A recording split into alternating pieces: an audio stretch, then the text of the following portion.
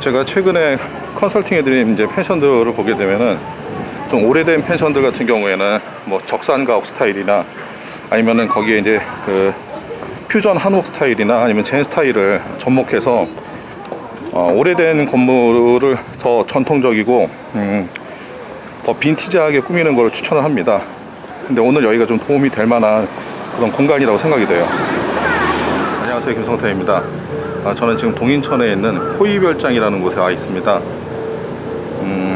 뭐 진짜 별장은 아니고 일본식으로 만들어진 카페예요. 근데 여기서도 좋은 아이디어를 좀 얻지 않을까 싶어서 먼 길 한번 달려와 봤습니다. 근데 역시 지금 와서 잠깐 돌아봤는데 분위기가 굉장히 독특해요. 제가 하나하나 소개를 좀 해보도록 하겠습니다.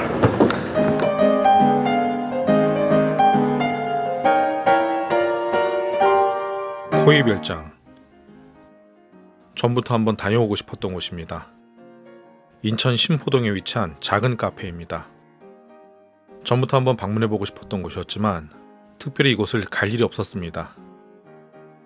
그런데 이번에 월미도의 오래된 숙소를 답사할 일이 생겨서 겸사겸사 방문하게 됐습니다.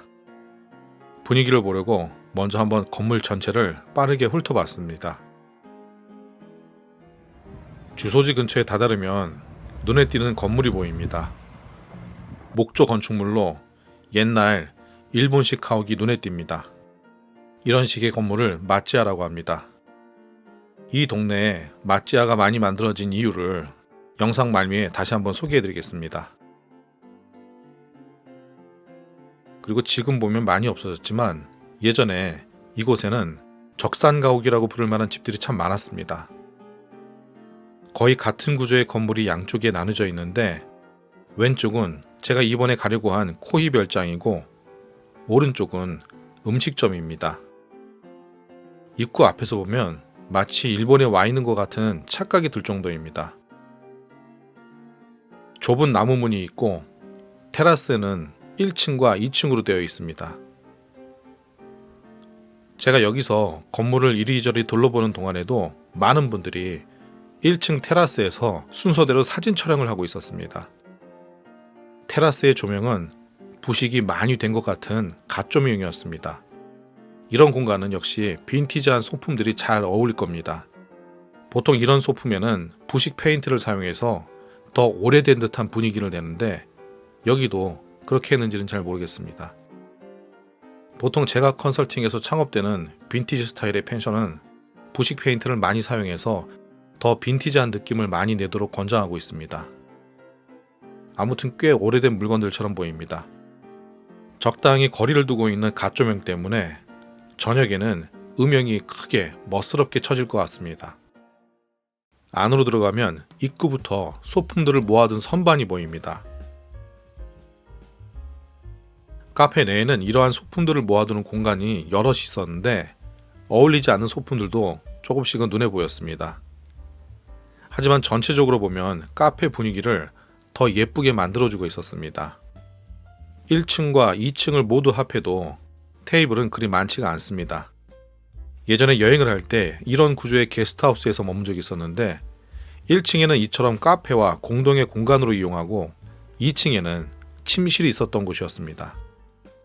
여기가 동인천이 아니라 여행지로 유명한 곳이었다면 그런 식의 게스트하우스, 숙소로 이용해도 참 좋을 것만 같았습니다. 아니면 이런 공간을 그대로 강원도 영동 지역에 관광지로 유명한 곳에 만들어 놓는다고 해도 인기가 꽤 높을 것 같았습니다.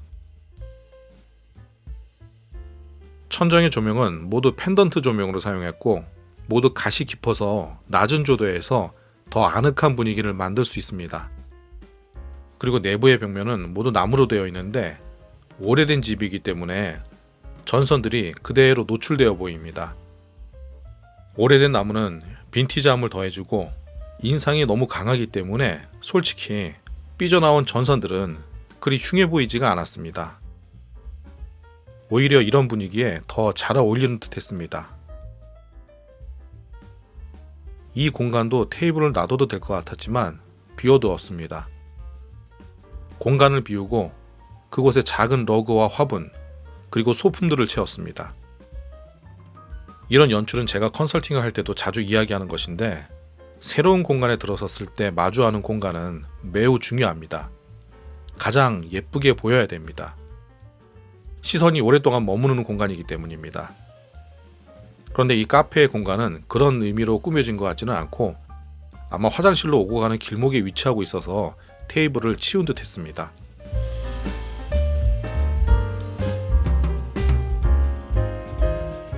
별 특이할 게 없는 화장실입니다. 루바를 세워놓는 모습이 보이는데, 이 공간은 새로 만들어진 듯합니다. 2층으로 오르는 계단을 등지고 보면 이런 모습입니다.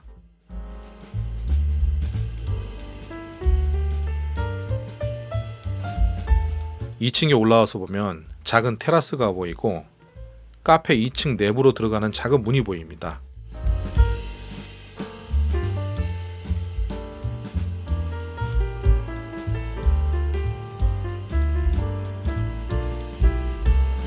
카페에서 가꾸는 작은 식물들이 보이는데 화분의 수가 꽤 많았습니다. 화분을 소품이라고 표현하긴 좀 그렇지만, 아무튼 화분이 곳곳에 있으면 주인의 취향과 좀 더 따뜻한 느낌을 전달할 수가 있습니다. 좀 더 친근한 펜션으로 연출하길 원한다면 이런 화분들을 많이 비치해도 좋습니다. 이런 모습 때문에 2층에 올라가서 보니까 카페라기보다는 정말 집 같았습니다. 카페 2층으로 올라가는 길은 정문 앞에도 있습니다. 내려가서 다른 곳으로 다시 한번 2층으로 올라가 보겠습니다.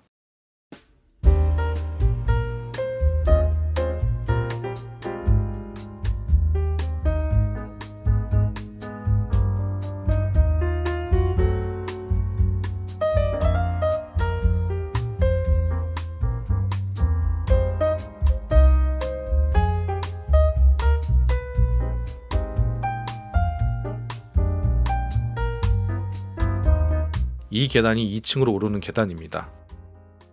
역시 공간의 첫인상이라고 할 만한 곳에는 항상 예쁜 소품들을 비치해 놓았습니다. 눈에 처음 보이는 공간을 신경 써서 예쁘게 꾸미는 것, 이런 연출은 펜션에서도 마찬가지입니다. 쌓아놓은 예쁜 인형과 소품들을 확인한 후에 비로소 2층 전체의 모습이 눈에 들어왔습니다. 이곳의 테이블과 의자, 그리고 테이블볼을 보면 모두 제각각입니다. 이곳을 스타일링한 분이 의도적으로 모두 다른 디자인을 선택한 듯합니다. 요즘에는 획일화되고 깔끔한 카페들이 많은데, 그런 모습들과는 확실히 차별이 되는 느낌이 들었습니다. 천정을 보면 이 집이 정말 얼마나 오래된 집인지를 알 수가 있습니다. 개화기에 많은 중국인들이 당시 조선에서 가장 큰 항이었던 이곳에 머물면서 정착했고, 중국인들 외에 일본인들도 들어와서 정착했습니다. 그리고 중국식 집들 외에도 일본식 집들도 많습니다. 이곳에 중국식 집들과 일본식 집들이 많은 이유는 1880년 개항 때 이곳이 청일 조계지였기 때문입니다. 조계지는 개항장에 외국인들이 자유롭게 거주하고 취해법권을 누릴 수 있도록 설정한 구역이기 때문입니다. 그래서 자연스럽게 가까운 일본과 중국에서 많이 찾아와서 그들의 양식대로 건물을 지었기 때문입니다. 개항기에 만들어진 일본식 주택들은 대부분 1층에 점포가 있는 목조주택이 참 많았습니다. 그런 주택을 마찌야라고 부르고, 1층에 점포가 없이 연립주택식으로 만들어진 나가야가 줄을 이뤘습니다. 지금도 이곳에 가면 일본식 전통주택인 마찌야를 재현해 놓은 듯한 건물들을 많이 볼 수가 있습니다. 하지만 이날 제가 찾아간 곳은 재현해 놓은 마찌야가 아닌 진짜 세월이 묻어난 곳이었습니다. 요즘 이런 빈티지한 집들, 특히 감성 펜션이라고 할 만큼 독특하고 사진 찍기 좋은 곳들이 인기를 끌고 있습니다.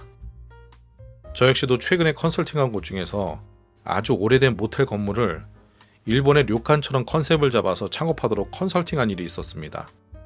그 펜션도 곧 영상을 편집해서 한번 소개해 보도록 하겠습니다.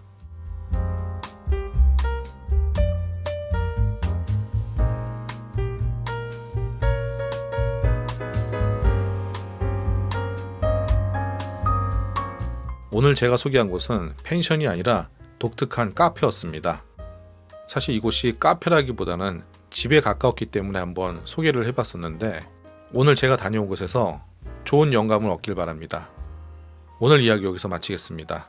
감사합니다.